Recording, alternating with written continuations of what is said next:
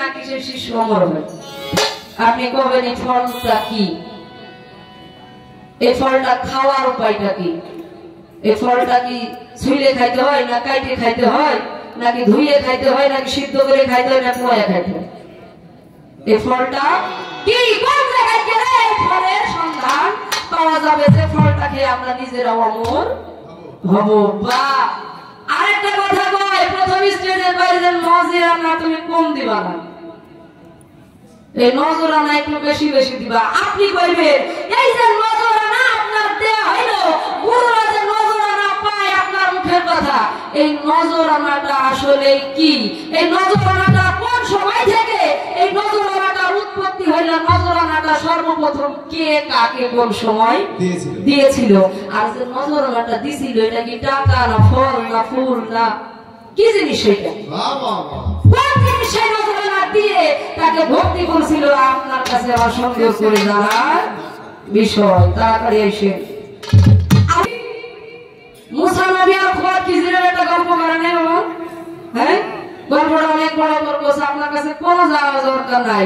মুসা নবী যখন আল্লাহর কাছে বললেন আমি সর্বশ্রেষ্ঠ, তখন মুসা নবী শেষ পর্যন্ত দিয়ে পানির তলদেশে যেয়ে খোয়া খিজিরকে ভক্ত বানাইলো।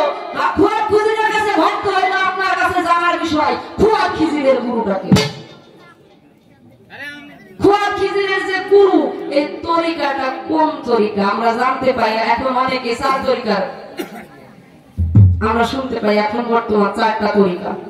এই যে খোয়া খিজির যে তরিকাটা গ্রহণ করেছিলেন, এই তরিকাটা কোন তরিকা এবং কার কাছে তিনি বায়াত হয়েছিলেন, আপনার কাছে সুন্দর করে জানার বিষয়।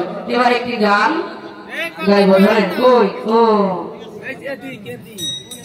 না না না না, কোন জায়গায় একটা মেয়ে মানুষের কাছে এই জায়গায় মহল করেছে, আমি হাজার হাজার কর্ম করি, হাজার হাজার কর ঘুরাই, শুনেছি এই বীজের উদ্ধার না হইলে নাকি জীবের উদ্ধার নাই রে ভাই। আমার বীজের উদ্ধার করে যে শিক্ষা দীক্ষার গুরু সে, তা নইলে ভজি মোরা বুড়ো ঠাকুর।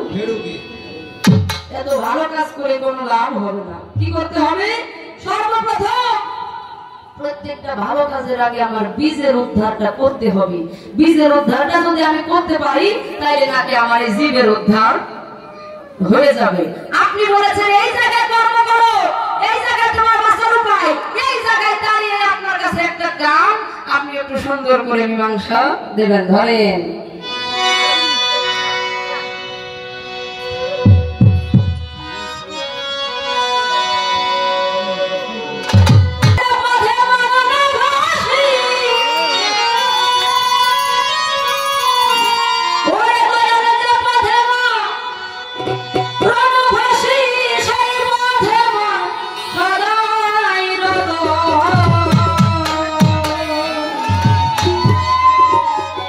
আমি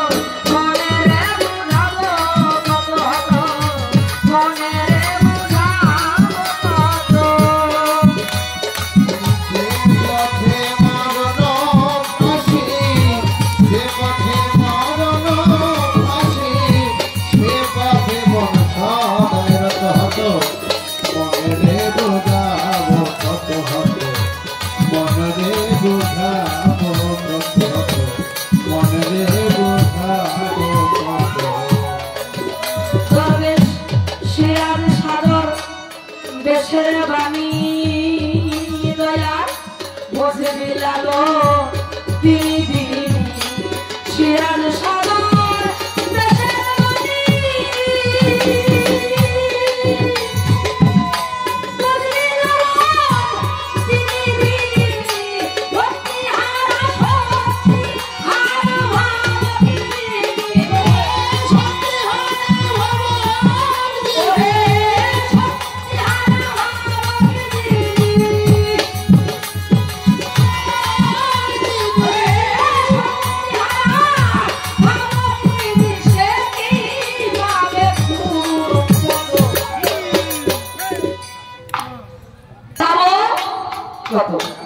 যেই পথে মরণ ফাঁসি সেই পথে মন সদাই রত আমি হত মনে রে বুঝাবো কত আমি জানি এই জায়গায় গেলে আমার মরণ হবে ওই জায়গায় গেলে আমি অ্যাক্সিডেন্ট করে মরবো তারপরে বাজার মনের এত দোষ ওই জায়গায় আরো বেশি বেশি যাই মহত্তার গানের মধ্যে বলেছেন যে জলে লবণ জন্মায় সেই জলেই আমার লবণ বলে যায় অমনি আমার মন মন রয় একা একা হচ্ছে আমরা জানি সমুদ্রের জল থেকে লবণের উৎপত্তি হয় হয় না বাবা আমার দেখা যায় আমরা যদি এই লবণটাকে যে কোনো একটা রান্নার কাজের জন্য একটা বাটির মধ্যে বা কোনো পাত্রের মধ্যে হালকা জল নিয়ে ওই লবণ যদি এই জলের মধ্যে দেয় ওই লবণ কে লবণ থাকবে বাবা লবণ কি করতে হবে গলে যাবে যাবে না আপনি তো গুরু আপনি তো আজকে গুরুর পেটে রয়েছেন আপনি বলেছেন গুরুর নজরে নজর দিলে গুরুর উপরে প্রেম থাকলে তার ভাড়া কখনো ডোবে না আপনার কাছে আমার জানার বিষয় ও দয়াল আমি লবণ ওই জল থেকে জন্মাইলাম ও যাবো কিন্তু বলবো না এইটা কোন কায়দা আস্তে বাজার নাই যখন তখন আর বাজায় আমি এই জলে যে বলবো না কোন কায়দায় একটু সুন্দর করে বুঝাই দেবেন কথা আপনি যদি গান দিয়ে মীমাংসা করেন তাহলে আপনার একটা বাড়তি কথা লাগে না আপনি তো যতই এদিকে শিল্পী হন আপনি যদি আমার এই গানের মীমাংসা গান দিয়ে করেন আপনার একটা কথা বলা লাগবে না গানের মীমাংসা গানেই হয়ে যাবে আর এক জায়গায় বলেছেন কি সারের লোভে মৎস্য গিয়ে চার বর্ষি সব ফেললো খেয়ে অমনি আমার মন ভেঙে মরণ ফাঁসি নিচ্ছে সে তো আপনাদের কি এলাকায় যে চোরের মধ্যে বক আছে না বাবাজি বক এই বক বাধা ধরার জন্য আপনারা কি করেন হাত পাতেন না আমাদের এলাকায় আমার বাবার দেশ আবার বিলেন দেশ তো ওই দেশে দেখা যায় ওই জায়গায় দেখা যায় এই বক ধরার জন্য একটা ফাঁদ পাতে এই ফাঁদের উপরে আবার একটা এই যে কোনো একটা জীবন্ত মাছ যেটা বেঁচে আছে এরকম একটা মাছ ওই পেঁচের মধ্যে আটকায়ে ফাঁদটা পেতে ছুঁয়ে আসে এবার মনে করেন আমি খুব মনোযোগ দিয়ে শুনবেন আশা করি আপনার এই গানেই গান শেষ হবে যদি আপনি আমার গানের কথাগুলো স্পষ্ট ভাবে নেন তাহলে আপাতত আজকের রাতটা আমরা এখানে সব করে বেঁচে যাবো বেঁচে আসি বেঁচে যাবো আর এই কায়দাটা জানলে সারা জীবন বেঁচেই থাকবো এই যে আমি মনে করেন 6 দিনও খাই নাই 7 দিনও খাই নাই 8 দিনও খাই নাই ক্ষুধার জ্বালা পেটে নিয়ে এই ধরনের হাঁটতে হাঁটতে খাবারের উদ্দেশ্যে যাইতে দেখলাম একটা ফাঁদ পাতা রয়েছে ওই ফাঁদের মধ্যে দেখি একটা জীবন্ত মাছ নড়াচড়া করতেছে আমি ক্ষুধার জ্বালা সহ্য করতে না পেরে কি করেছি ওই ফাঁদের উপরে যে মাছ পাতায় আছে আমি কি টপ করে মারছি একটা ঠোক আমি যখন ঠোকটা মারছি বাবা ওই ফাঁদ এসে গেছে আমার গলায় আটকাই গেছে এই দয়া ও দয়াল আপনার কাছে একটু জানার বিষয় ও দয়াল আপনি তো দয়াল নাম নিছেন এই যে আমি ওই ফাঁদের কাছে গেছি ওই ফাঁদের উপরে একটা জীবন্ত মাছ নড়াচড়া করতেছে ওইটা খাইছি খাইয়ে গেছে আমার গলায় আটকায়ে আপনি তো গুরু আপনি আজকে এমন একটা কায়দা শিখাবেন যে ওই ফাঁদ থেকে আমি বক মাছটা তুলে খাবো ঠিকই কিন্তু ফাঁদে যে আটকাবো না কোন কায়দা বাজা উড়েছে পথে মন ফাঁসি বুঝলাম। সিরাজ সাগর বেশের বাণী বুঝবি লালন দিনে দিনে শক্তি হারা ভাবক যিনি সে কি পাবে গুরুর পথ। আপনার যতগুলো আপনি একটা সুন্দর প্রশ্ন করতে পারেন, যে প্রশ্ন করেছেন মুসলমান আর সনাতন ধর্মের একটা কথা বলে বাবা, আপনারা মুখে হাত দিয়ে কর। আমার লালন ফকির তার গানের মধ্যে বলেছে হিন্দু মুসলমান বৌদ্ধ খ্রিস্টান করে যাদের মধ্যে হয় আমি মানুষ এইটাই জানি। মুসলমান শব্দের অর্থ আত্মসমর্পণকারী। যে ব্যক্তি যে ব্যক্তি গুরুর প্রেমে মোহিত হয়ে গেছে, যে ব্যক্তি গুরুর প্রেমে পড়েছে, গুরুর হাতে হাত দিয়ে হয়ে বায়াত গ্রহণ করেছে, শুধু তারাই মুসলমান, বাকি আর কেউ মুসলমান আর হিন্দু নয়। যদি হিন্দু সমাজের লোক গুরুর হাতে হাত দিয়ে আত্মসমর্পণ করে, এই মুসলমান শব্দের অর্থই হচ্ছে বিক্রয় হওয়া, আত্মসমর্পণ করা। রাবিয়া বসরি বলেছিলেন মাঝে মাঝে চিৎকার করতে, ঘরে আগুন লাগছে, ঘরে আগুন লাগছে, ঘরে আগুন লাগছে। মাঝে মাঝে কিছু লোক যে কইতো যে প্রত্যেকটা দিন তুমি কও ঘরে আগুন লাগছে, রাত্রে আমাদের ঘুম নষ্ট করো, আগুনটা কোন জায়গায় দেখাও তো দেখি। কই তোমরা আগুন দেখো না? কই না। কই ওদরদি তোমরা সত্যি আগুন দেখো না? কই যে না। কই আমার ভিতরটা গুরু প্রেমে পুড়ে পুড়ে এমন আগুন হয়ে গেছে যে আমার দেহের ভিতরে আর ছাই বাদে কিছু নাই। দেখবা আমার দেহের ভিতরে কোনো রক্ত নাই। যখন লোকজন বলে হ্যাঁ গুরুর প্রেমে আমার মানুষ পুড়ে ছাই হয় নাকি, একটা অস্ত্র হাতে তুলে নিয়ে রাবিয়া বসরি যখন হাতে কয়েকটা পোষ মারলে তখন ওই জায়গায় থেকে এক ফোঁটা রক্ত পড়ে নাই, রক্তের বদলে ওখান থেকে ছাই পড়তেছে। ও দয়া, গুরুর প্রেমে যদি এইরকম ভক্ত কখনো পুড়ে পুড়ে ছাই হয়, ওই সময় মুসলমান আর হিন্দু থাকে না। ওকে দেখলেই বোঝা যায়, দেখলেই ওর মুখ দেখলেই বোঝা যায়, ওর রং দেখলেই বোঝা যায় যে গুরুর প্রেমে পড়ে মলিন হয়ে গেছে, ওই শুধুমাত্র মুসলমান। এর আর উপায় কোনো কিছুই নাই। এবার আমার কাছে আরেকটা প্রশ্ন করছে, প্রশ্নের জবাবটা আমি দেবো একটা সুন্দর করে। আপনি যে আমার এই আনারটা দিতেছেন যে তোর ওই আজকে দেখবো মাইনার টাকা তো তুইও কম নেস না, আজকে সারাটা রাত আমি আপনার বলে দিলাম এই মঞ্চ আপনার জন্য আজকে ফ্রি। যত প্রকারের জটিল কঠিন প্রশ্ন আছে আপনি সারা রাত এই মঞ্চে করবেন। আমি উর্মিলা কথা দিলাম এক কথায় সঠিকভাবে মীমাংসা করবো, আপনার ওই প্রশ্নের জবাব আমি পারি না। আমি জানি না কি এই কমিটির লোককে আমার 500 টাকা কম দেবেন নাকি ভাই? ও 1 টাকা কম দেবেন না, আপনি আমার কিসের ভয় দেখান? আপনার জন্য ফ্রি আজকে মঞ্চ, যা প্রশ্ন করার আপনি করেন, ফ্রি করলাম আপনার জন্য। এবার সনাতন ধর্ম থেকে আপনার খুব শখ দিছে না, এবার আপনার শখটা মিটাই। ছোট্ট করে একটা প্রশ্ন, আপনারা নাম শুননি বাবা বলাই আর কানাই? হ্যাঁ কানাই আর বলাই এরা কিন্তু দুই ভাই। বদিরা জানেন না, দিদিরা জানেন না? বলাই আর কানাই এরা হচ্ছে দুইজন ভাই। এই কানাই একদিন বলাইকে বলতেছে যে আমরা তো দুই ভাই। তো কয় হয় আমরা দুই ভাই। তো বলাই তখন কানাইয়ের কয় যে দাদা আপনার তো প্রত্যেকদিন দেখা যায় আপনাকে মানুষ এসে পূজা করে, আমারও খুব মনে বাঞ্ছা হয়েছে, বাসনা হয়েছে, আমি আপনাকে পূজা করব। তো কয় তুই যে আমার পূজা করবি, তুই পূজা করতে কি জানিস? কয় যে না আমি তো জানি না। কয় পূজা কি দিয়ে করতে হয় তুই জানিস? কয় যে না। তো তুমি একটু কইয়ে দাও দাদা কি দিয়ে তোমার এই পূজা করা যায়। তখন সেই সময় কানাই বলেছিলেন যে তুই আমার পূজা করতে পারবি 5টা জিনিস লাগবে এই পূজা করতে হলে। 1 নাম্বার হইতেছে তোর লাগবে মরা, একটা মরা লাগবে। 2 নম্বরে লাগবে পচা। 3 নম্বরে লাগবে আইঠে কোনো খাবার। আইঠে খাবার নেই বাবা, একজন খেয়ে একজনকে দিলে আইঠে কই।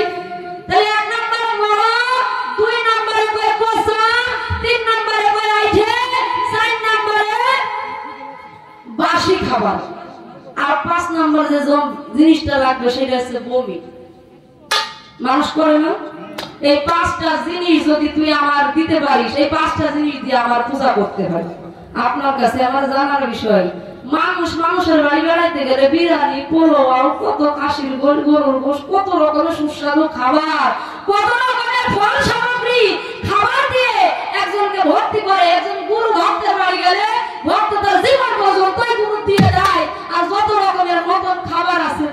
দেয়। তো আপনার এই যে কানাইয়ের আবার এত সব কিসের, এত পচা গলা, বমি, মরা এইসব খাবার খাই, এই সবগুলো পুজো দিতে তাকে লাগবে কেন? আপনার কাছে খুব সুন্দর করে জানার বিষয়। বাস সেটা আমার কাছে প্রশ্ন করছে একজন 13 বছরের যুবক, তিনি মারা গেছিল। তার গুরু যখন মারা যাইতে যাইতে সে এমন ভাবে সাধনা করে যে কারণে মৃত্যু বরণ করার 52 বছর পরেই সে তার খিলাফত প্রাপ্ত দিছিল। আপনার কাছে সুন্দর করে কথাটা কই আপনি শোনেন, সবাই কান ধরেন। ভক্ত ছিলেন আলাউদ্দিন আল সাবেরি, আর গুরু শেখ ফরিদ। এভাবে আলাউদ্দিন আল সাবেরি যখন খুব ছোট, 12-13 বছর বয়স, তখন ওর বাবা যায় মায়ের মারা যখন যায়, আলাউদ্দিন আল সাবেরির মা আর শেখ ফরিদ কিন্তু 2 ভাই বোন। তোরা কিন্তু আপন ভাই বোন। শেখ ফরিদ আর আলাউদ্দিন আল সাবেরির মা সম্পর্কে এরা মামা ভাবি। এখন যখন বাবা মারা যায়, ওর মা দেখে অনেকগুলো বাচ্চা কাচ্চা থুয়ে যখন ওর বাবা মারা যায়, মায়ে দেখে পাঁচ বাড়ি থেকে ভিক্ষা করে কাজ কাম করে এনে দিয়ে ওই যেটুকু খাবার হয়, সেইটুকু খাবার ওই 5-6 জন ছেলে মেয়ের দিতে গিয়ে আর হয় না, 1 বেলা হয় আর 2 বেলা হয় না, খাইতে দেওয়ার কোনো শক্তি নাই। তখন মনে মনে ভাবলেন যে এতগুলো বাচ্চা কাচ্চা আমি তো খাইতে দিতে পারি না, এই বাচ্চাগুলো আমি করি কি? আমি মা হয়ে যদি আমার মায়ের সামনে আমার বাচ্চাগুলো মারা যায়, তাইলে না আমার মা নামের বড় কলঙ্ক হয়। কি করি ভাবতে ভাবতে হঠাৎ করে মনে হয়েছে,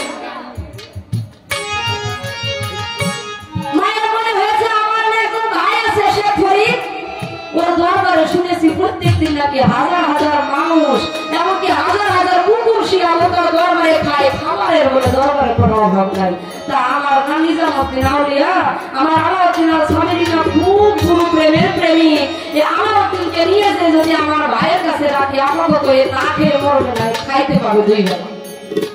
মনের কষ্ট মনে চাপা রাখে মা সন্তানের হাতটা ধরে নিয়ে যেয়ে শেখ ফরিদের দরবারে দিয়ে দেখে বাবা অনেকগুলো, শেখ ফরিদের সামনে অনেক লোক বসা, অনেক লোকের মধ্যে শেখ ফরিদ কি যেন বলা বলতেছে, মানুষ সবাই চোখের দিকে তাকিয়ে শুনতেছে। মা ভাবে বাবা আমার ভাইরা কত বড় হয়ে গেছে, এতগুলো লোক আমার ভাইয়ের মুখের দিকে তাকিয়ে কি যেন শোনে, আমার ভাই বলে তাকে সাহস করে যাইতেও পারে না, আমার এক পা গাইলে আর এক পা পেছনে। হঠাৎ করে মনের দুঃখ মনে রেখে সামনে আগাইতে তোর ভাইয়ের কাছে কয়, ভাই। শেখ ফরিদ তাকায় কই, বোন আজ পর্যন্ত আমার দরবারে তো তোমায় দেখি নাই, তোমার দরবারে আসার কারণ কি? এতদিন হয়ে গেল হাজার লোক আমার দরবারে আসে, কিন্তু তুমি আমার এক মায়ের পেটের কোন হয়ে কোনদিন আমার দেখার জন্য একবার আমার দরবারে আসো। আমার দরবারে তোমার আসার কারণটা কি? ভাই আইসি একটা কারণে, এই যে দেখতে পাচ্ছি আলাউদ্দিন আল সাবেরি, এ তো খুব ছোট মানুষ, আমি কি যে করি, তোমার দুলা ভাই তো আর নাই, কতগুলো বাচ্চা কাচ্চা আমি আর খাইতে দিতে পারি না, তাই মনে মনে বাচ্চা করছে আলাউদ্দিনকে আমি তোমার দরবারে রেখে যাই। ভাই তুমি কিছু মনে করো না, তার জন্য কিছু দেওয়া লাগবে না, আমার আলাউদ্দিনকে রাখবো, তুমি কাজ কাম করে দিবা, তাহলে তোমার শুধু 2 বার 2 মুঠো খাইতে দিবা, তাই কেউ জানে গেছে। ভাই কয়, আলাউদ্দিন তুমি কি থাকবো বাবা? কয় হ্যাঁ আমি থাকতে রাজি আছি বাজার, আমার মায়ের যখন কয় আমি থাকতে রাজি আছি। কয় থাকবো তো? কয় হয়। এক কথায় সেই দিন শেখ ফরিদ বলেছে আলাউদ্দিনকে, আমার দরবারে তুমি থাকবা ঠিকই, কিন্তু ফ্রি থাকতে পারবা না, আমার দরবারে তোমাকে একটা কাজ দেওয়া হবে, একটা কর্ম দেওয়া হবে, কর্মটা তুমি করলেই আমার দরবারে খাইতে পারবা। কয় বাবা কি কাজ? কয় আমার দরবারে আজকে থেকে যত লোকজন আসবে প্রত্যেকটা লোকজনকে সেবার দায়িত্ব, খাওয়ানোর দায়িত্ব আমি তোমাকে দিলাম। কয় ঠিক আছে বাবা। মায়ের 2 চোখের জল ছেড়ে দিয়ে আলাউদ্দিনের কাছে কয়, বাবা রে তুই জানিস না গুরু বাক্য বলো আজ আছে সব বাজি, গুরু যা বলছে এটা যে অক্ষরে অক্ষরে পালন করবি একদিন তুই ভক্ত ঠিক হইতে পারবি। আমি তোর মাথায় হাত দিয়ে দোয়া করে গেলাম, তুই একজন গুরু প্রেমিক হবি যদি গুরুর কথাটা তুই অক্ষরে অক্ষরে পালন করতে পারিস। মা দুই চোখের জল মুছতে মুছতে ছেলের দিকে আর তাকাইতেও পারে না, একবার তাকাইলে আমি সন্তানে ধুই আর যাইতে পারবো না। মা দুই চোখের জল মুছতে মুছতে চলে গেলেন বাড়িতে। যাইতে যাইতে একদিন যায়, 2 দিন যায়, 1 সপ্তাহ, 2 সপ্তাহ, 1 মাস, 2 মাস করতে করতে দীর্ঘ 12-20 বছর হয়ে গেছে। আলাউদ্দিনের মা একদিনও আসে না আলাউদ্দিনকে দরবারে। হঠাৎ করে একদিন আলাউদ্দিনের মা 12 বছর পরে বুকের মধ্যে তার এতটা যন্ত্রণা করতেছে, এতটা ছটফট করে মনে ভাবে আজকে আমি না গেলে মারাই যাবো, আজকে আমাকে একবার হলেও আলাউদ্দিনের সাথে দেখা করতে হবে। কেন জানি না আলাউদ্দিনের জন্য আমার মনের ভিতরে এত কাঁদে, আমার যাওয়াই লাগতো। মার বলতো মায়ের গেছে আলাউদ্দিনের কাছে, ওই বাবুরে দরবারে দাঁড়াইয়ে চারদিকে আলাউদ্দিনকে খোঁজ করতেছে। আমার আলাউদ্দিন কোন জায়গায় চারদিক লাগায় তা আলাউদ্দিনকে কোথাও দেখে না। আমারও দেখে সে কিছু ভক্তবৃন্দ নিয়ে কথা বলতেছে, আলাউদ্দিনকে খুঁজে পায় না। ওই বাবুর থেকে আলাউদ্দিন দেখে একটা মেয়ে মানুষ বারবার মুখে ঝুঁকি মারতেছে, মনে মনে ভাবে মেয়েটার কি খিদা লাগছে নাকি, খাইতে দেওয়ার দায়িত্ব তো আমার। আমি যে দেখি ওই মেয়েটার ক্ষুধা লাগছে কিনা তার খাইতে দিতাম। এক পা দুপা করে আগিয়ে যেয়ে যখন ওই সামনে যে দাঁড়াইছে একটা বার শুধু নজর দিচ্ছে ওই মেয়েটার দিকে। আলাউদ্দিন আর বুকের কান্না আটকায় রাখতে পারে না। ওই বুকের কান্নাটা যখন আটকায় রাখতে পারে না, তো কেউ আটকায় যাওয়ার মতো হঠাৎ করে চা বলায় ধরে কয় বাবু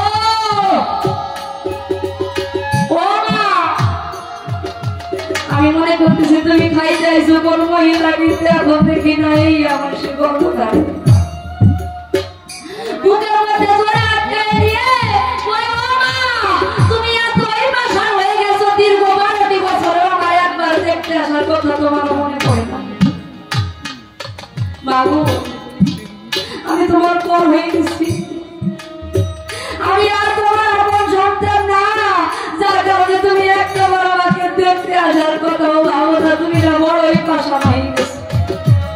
মা কতদিন পর সন্তানের পেয়ে বুকের মধ্যে আঁকড়ে নিয়ে কই বাবা রে, ও আলাউদ্দিন, ও বাবা তুই জানিস না রে বাবা, দীর্ঘ 12 বছর আগে তোকে দরবারে রেখে গেছি, তোকে যদি একটু খাইতে দিতে না পারতাম তো রাত হইলে বুকের মধ্যে জড়াই নিয়ে ঘুমাইতে পারতাম, বুকের ব্যথা ভালো হয়ে যায়। তুই জানিস না রে, তোকে দরবারে রেখে যাওয়ার পরে দেখে আমার একটা দিনও ঘুমাইতে, আমি একটা রাইতে ঘুমাইতে পারি, আমি কেন জানি না আলাউদ্দিন আমার তো ঘুমাইছে না। আজকে কতদিন পর তোর বুকের মধ্যে নিয়ে আমার মুখটা কেমন যেন ঠান্ডা হয়ে গেছে। আলাউদ্দিনকে দেখে আলাউদ্দিনের মার মাথা গরম হয়ে গেছে। কোন কথা না বলে আলাউদ্দিনের হাতটা ধরে টানতে টানতে নিয়ে গেছে শেখ ফরিদের কাছে। সামনে অনেক লোক, এক কথা উচ্চ স্বরে কয় আলাউদ্দিনের মা, ভাই তোমার কথা বন্ধ করো, তুমি আগে আমার কথা শোনো। শেখ ফরিদ কয় আমি এতটা উচ্চ স্বরে তুমি আমার সাথে কথা বলো না, কি হয়েছে? ওই ভাই তুমি কি মানুষ? দীর্ঘ 12 বছর আগে আমি এই সন্তানটা রেখে গেছি, তুমি তাকে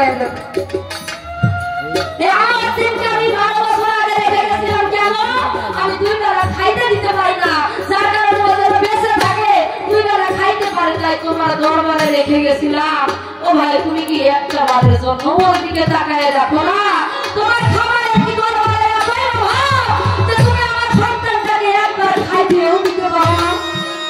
তুমি তাকায় দেখো। শেখ ফরিদ আলাউদ্দিনের দিকে তাকায় তো অবাক হয়ে গেছে।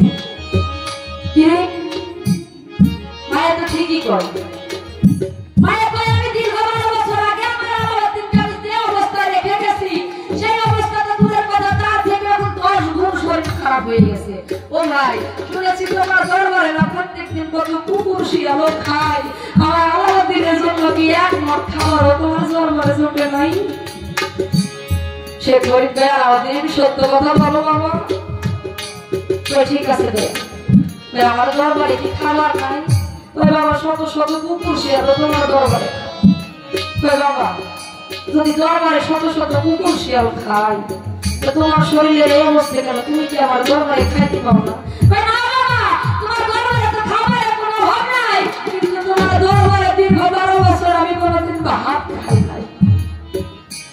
সে তরিক চলতে গেছে কেন বাবা? দীর্ঘ 12 বছর কেন ভাত খাও নাই? ভাতের কি অভাব?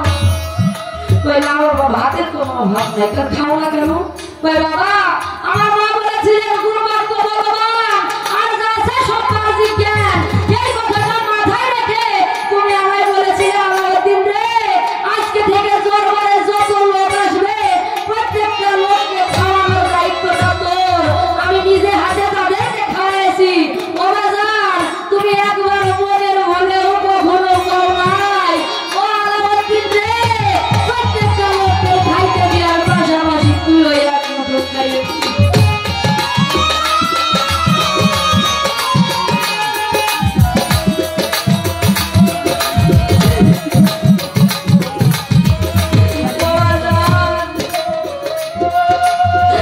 তুমি যখন বলো নাই আমি দীর্ঘ 12 বছর তোমার দরবারে কোনোদিন ভাত খাই সে পরীক্ষায় 12 বছর ভাত না খেয়ে বেঁচে আসিস। আমি না খেয়ে না, তুমি জানো না আমার পেটে যখন খুব ক্ষুধা লাগতো আমি খাইবার যাই যখন যাইতাম ওই তোমার মুখের দিকে তাকাইলে আমার যেন ক্ষুধা মিটে যেত। আমার যখন খুব পানি পিপাসা লাগতো আমি পানি খেতে যাই রে, যদি দেখতাম তোমার মুখের পানি তুমি ভক্তদের মাঝে বলতেছো ওই মুখের পানি শুনে আমার এমন মধু লাগতো যে আমার আর পানি খাওয়ার কোনো প্রয়োজন হয় না।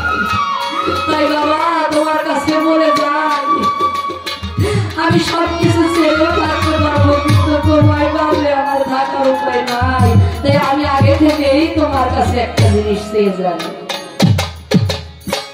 তোমার সঙ্গে প্রেম করিয়া আমার মরা ঘরে নাই বাজার। তোমার সঙ্গে প্রেম করিয়া আমার মরা ঘরে নাই বাজার। তোমার এই নামে শুনাইয়া তোর মিষ্টি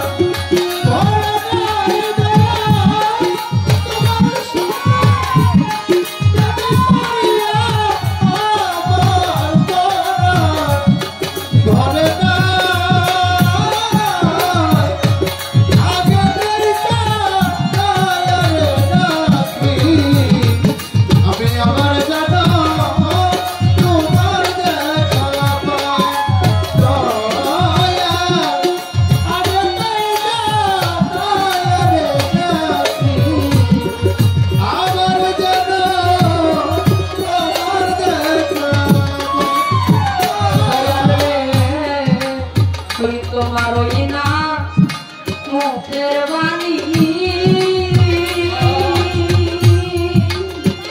পরে বাজা পরানো হইরা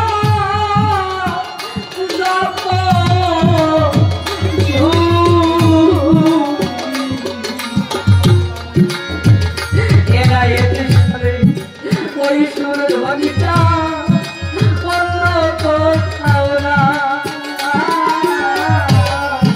তোমার